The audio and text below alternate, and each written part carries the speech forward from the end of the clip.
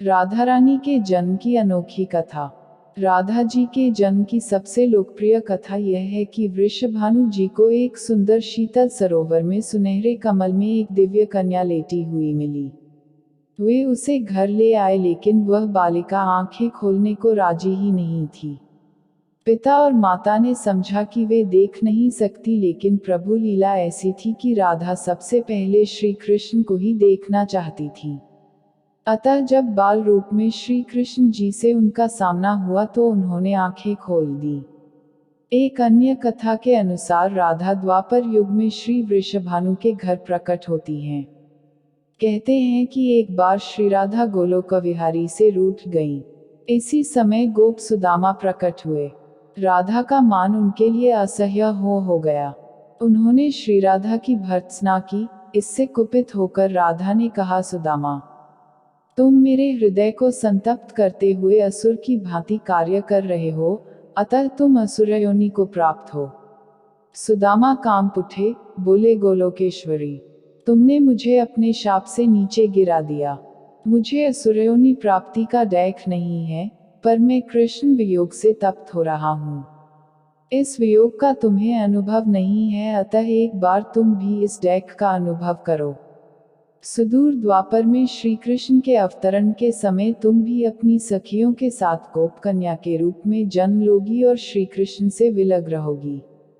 सुदामा को जाते देखकर श्री राधा को अपनी त्रुटि का आभास हुआ और वे भय से कातर हो उठी।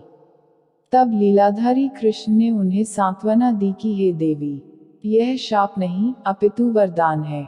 इसी निमित्त से जगत में तुम्हारी मधुर लीला रस की सनातन धारा प्रवाहित होगी, जिसमें नहाकर जीव अनंत काल तक कृत्य होंगे।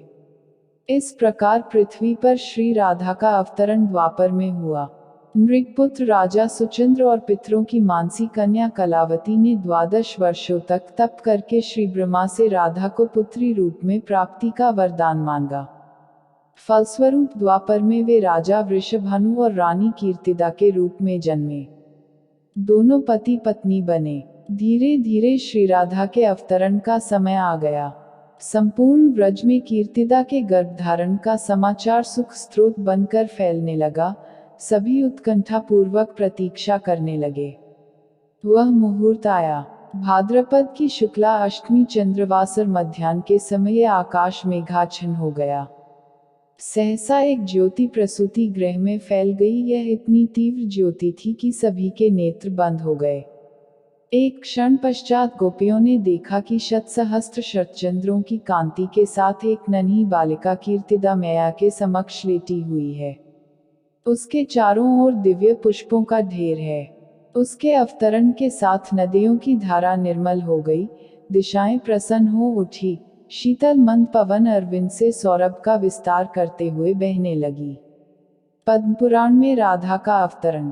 पद्मपुराण में भी एक कथा मिलती है कि श्री वृषभानु जी यज्ञ भूमि साफ कर रहे थे, तो उन्हें भूमि कन्या रूप में श्री राधा प्राप्त हुई। यह भी माना जाता है कि विष्णु के अवतार के साथ अन्य देवताओं ने भी अवतार लिया। वैकुंठ में स्थित लक्ष्मी जी राधा रूप में अवतरित हुई। कथा कुछ भी हो, कारण कुछ भी हो, राधा बिना तो कृष्ण है ही नहीं। राधा का उल्टा होता है धारा। धारा का अर्थ है कट, यानी जीवन शक्ति। भागवत की जीवन शक्ति राधा है। कृष्ण देह है तो श्री राधा आत्मा। कृष्ण शब्द है तो राधा अर्थ। कृष्ण गीत है तो राधा संगीत। कृष्ण वंशी है तो राधा स्वर। भगवान ने अपनी समस्त संचारी शक्ति राधा में समाहित की है। इसलिए कहते हैं, जहाँ कृष्ण राधा तहाँ जह राधा तह कृष्ण। न्यारे निमिष न होत कहूँ समुझी करहु यह प्रश्न। इस नाम की महिमा अपरंपार है। श्री कृष्ण स्वयं कहते हैं, जिस समय मैं किसी के मुख से राग सुनता हूँ, उसे मैं अपना भक्ति प्रेम प्रदान करता हूँ, और धा शब्द के उच्चारण करने पर तो मैं राधा नाम सुनने के लोभ से उसके पीछे चल देता हूँ। राधा कृष्ण की भक्ति का कालांतर में निरंतर विस्तार हुआ। निम्बाक, वल्लभ, राधा वल्लभ और सखी समुदाय ने इसे पुष्ट किया। कृष्ण के साथ श्री राधा सर्वोच्च देवी रूप में विराजमान है। कृष्ण जगत को मोहते हैं और राधा कृष्ण को। 12वीं शती में जयदेव जी के गीत गोविंद रचना से संपूर्ण भारत में कृष्ण और राधा के आध्यात्मिक प्रेम संबंध का जन जन में प्रचार हुआ। प्रश्न उठता है कि तीनों लोकों का तारक कृष्ण को शरण देने की सामर्थ्य रखने वाला ये हृदय उसी आराधिका का है जो पहले राधिका बनी, उसके बाद कृष्ण की आराध्या हो गई। राधा को परिभाषित करने का सामर्थ्य तो ब्रह्म में भी नहीं।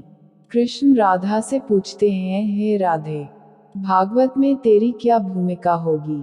राधा कहती है, मुझे कोई भूमिका नहीं चाहिए कान्हा, मैं तो तुम्हारी छाया बनकर रहूंगी। कृष्ण के प्रत्येक सृजन की पृष्ठभूमि यही छाया है, चाहे वह कृष्ण की बांसुरी का राग हो या गोवर्धन को उठाने वाली तर्जनी या लोकहित के लिए मथुरा से द्वारिका तक की यात्रा की आत्मशक्ति। आराधिका में आ को हटाने से राधिका बनता है। इसी आराधिका का वर्णन महाभारत या श्रीमद्भागवत में प्राप्त है और श्री राधा नाम का उल्लेख नहीं आता। भागवत में श्री राधा का स्पष्ट नाम का उल्लेख न होने के कारण एक कथा यह भी आती है कि सुखदेव जी को साक्षात श्री कृष्ण से मिलाने वाली राधा है और सुखदेव जी उन्हें अपना गुरु मानते हैं। कहते हैं कि भागवत के रचयिता सुखदेव जी राधा जी के पास शुक रूप में रहकर राधा राधा का नाम जपते थे। एक दिन राधा जी ने उनसे कहा कि हे शुक, तुम अब राधा के स्थान पर श्री कृष्ण का जाप किया करो। उसी समय श्री कृष्ण आ गए। राधा ने यह कहकर कि यह शुक बहुत ही मीठे स्वर में बोलता है, उसे कृष्ण के हाथ सौंप दिया, अर्थात उन्हें ब्रह्म का साक्षात्कार करा दिया। इस प्रकार श्री राधा सुखदेव जी की गुरु हैं और वे गुरु का नाम कैसे ले सकते थे?